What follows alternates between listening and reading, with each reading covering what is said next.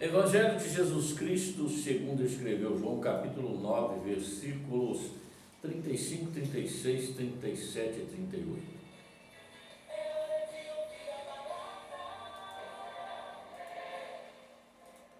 Ouçamos a palavra do Senhor. Jesus ouviu que o tinha expulsado e, encontrando-o, disse-lhe: crês tu no Filho de Deus? Ele respondeu e disse: quem é ele, Senhor, para que nele creia? E Jesus lhe disse: tu já o tens visto, e é aquele que fala contigo. Ele disse: creio, Senhor, e o adorou. A palavra do Senhor hoje vem falar que Jesus passando encontra um cego de nascença, mas não era um bebê. Aqui a palavra nos leva a entender que já era um homem adulto e, por ser cego, com certeza mendigava naquela região. Jesus passando encontra, e os discípulos perguntam para Jesus: quem pecou, foi ele ou seus pais? E Jesus responde: nem ele e nem seus pais. E isso aconteceu para que o nome do Senhor, nosso Deus, o nome de Deus, o Pai, seja glorificado. E Jesus cospe no chão, faz um lodinho da terra e passa no olho do cego e diz com ele: vai e lava no tanque de Siloé. Siloé quer dizer enviado, E o cego vai e lava. E quando ele acaba de lavar, ele vê, que percebe que seus olhos se abriram e ele enxerga normalmente. Bom, vendo ele enxergando, aqueles que o conheciam começou a perguntar: mas não era o seu cego? E ele disse: sim, era. Mas eles ficaram interrogando, e os fariseus, os saduceus, que eram terríveis, chegaram e começaram a exprimê-lo de todas as formas. E ele respondia para eles que aquele que o tinha curado tinha mandado que ele fosse ao tanque e lavasse, e ele tomou as decisões a voltar para sua casa. E eles foram interrogando, ao ponto dele perguntar se ele queria que eles fossem discípulos de Jesus. Estou entendendo que vocês estão querendo ser discípulos dele, não? E eles ficaram mais revoltados, ainda mais revoltosos, e acabaram expulsando ele do meio deles. A palavra que nós tomamos aqui, quando Jesus fica sabendo que ele tinha sido expulso, Jesus o procura, o encontra de novo e pergunta para ele. E encontrando, disse: crês tu no Filho de Deus? E ele respondeu e disse: quem é ele, Senhor, para que nele creia? Ele não sabia que aquele que tinha feito lama com a saliva de uma parte do barro da terra, que fez um lodo e esfregou nos seus olhos, era o próprio Deus. Ele não sabia. E Jesus lhe disse: tu já o tens visto, e é aquele que fala contigo. Olha que ele respondeu. Ele disse: creio, Senhor, e o adorou. Sabe o que eu quero te dizer? É que nos dias atuais, trazendo para a nossa realidade, tem muita gente, mas muita gente, vivendo na tradição. Isso, os fariseus, os saduceus, eram tradicionais, eram observadores, leitores, conhecedores e zelosos da palavra de Deus, chamada Torá, ou Pentateuco, os 5 primeiros livros, era como base na vida deles. E eles eram fiéis, sim, tradicionais, cumpriam-se ao pé da letra. Sabe o que está faltando para o mundo atual? Ainda está faltando é ter intimidade com o Espírito de Deus, conhecer a Deus através da pessoa bendita do Espírito Santo. Pessoas que ainda não se entregaram,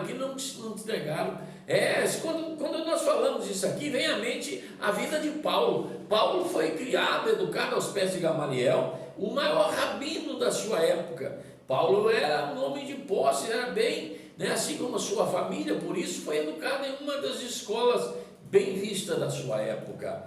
Mas ele tornou-se um zeloso como os fariseus. E zelo só não basta, sabe? Não basta ser tradicional, não basta viver de tradição. É preciso experimentar esse novo viver em Cristo. E quando nós experimentamos esse novo viver em Cristo, vamos perceber que não éramos nada, que não sabíamos nada, que não conhecíamos nada, porque há algo que Deus revela através do Espírito Santo, e o homem começa a entender que é Deus que está falando com ele. Então ele começa a entender que até então ele era um mero, simples, o menor dos conhecedores até então, de tudo aquilo que ele imaginava que ele conhecia. Porque Paulo, quando teve um encontro com Jesus no caminho de Damasco, e assim que as escamas caíram dos seus olhos, ele passou a ver, foi batizado e cheio do Espírito Santo, Paulo começou a pregar e mostrar quem era Jesus. E Jesus aparece para Paulo por muitas e muitas vezes. Paulo ficou 14 anos na Arábia, simplesmente em refúgio, para estar em contato com o Senhor, e Deus preparando ele, Jesus preparando ele, para que ele pudesse levar a palavra. Esse cego me traz à memória, assim, o que aconteceu, o que Jesus fez, me traz à memória, de que o quanto os fariseus, e o quanto que os saduceus tinham conhecimento, mas não vivia. Por isso, quando Jesus encontra a samaritana no poço de Jacó, ela pergunta para Jesus: reconheço que o Senhor é o Messias, a qual estamos aguardando, né? Ela pode me fazer entender assim. Ela pergunta: Senhor, aonde devemos adorar o Senhor? No Monte Gerizim ou em Jerusalém?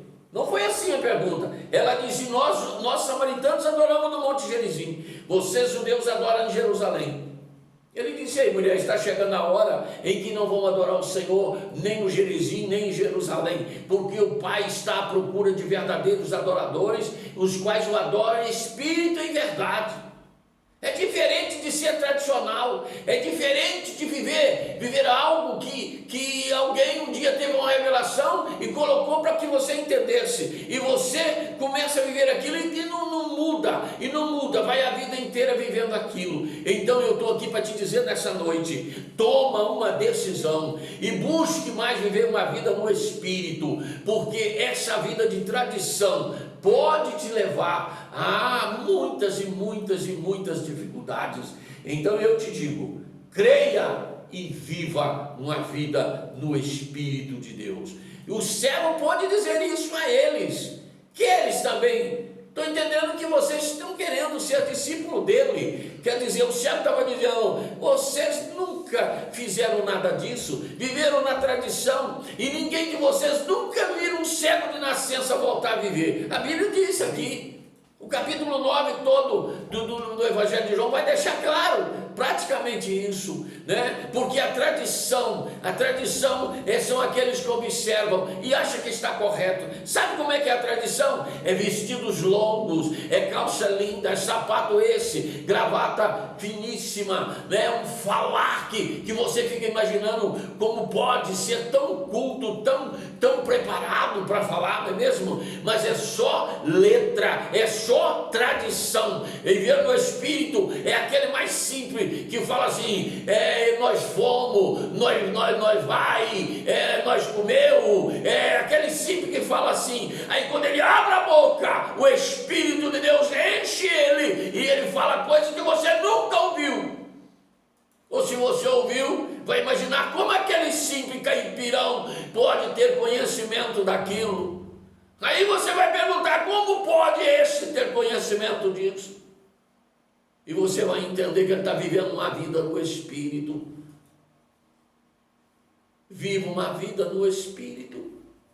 Na minha casa chegou um dia um senhor, eu disse que aquele moço era um anjo. Eu disse porque as coisas que aconteceram, impressionante. O homem não sabia falar, não tinha leitura, não tinha cultura, mas ele me falou com tanta veracidade sobre as placas tectônicas, sobre o que ia acontecer, sobre os abalos sísmicos que iam acontecer. Eu fiquei impressionado e perguntei àquele homem: de onde vem tanto conhecimento? Ele disse: eu não sei explicar, eu apenas abro a boca e Deus fala através da minha boca.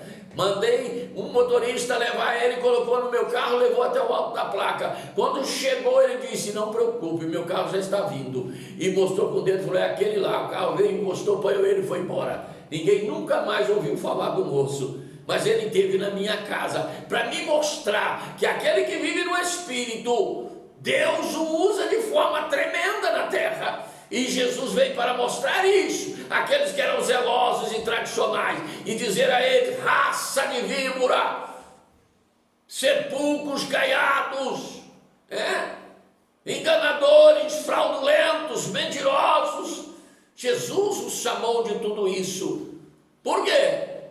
Porque viviam com seus vestidões longos, querendo ocupar os primeiros lugares nas festas, na sinagoga e em todos os seus lugares que estivesse. Não é isso que o Senhor quer de mim e de você. Ele quer que nós sejamos simples, mas verdadeiros adoradores, para o adorar em espírito e em verdade. Que a palavra do Senhor nesta noite possa estar falando contigo para tu entender que deve sair do tradicionalismo e viver uma vida no Espírito. Que Deus continue abençoando a sua palavra, a sua vida, e que esta palavra encontre um cantinho aí no teu coração.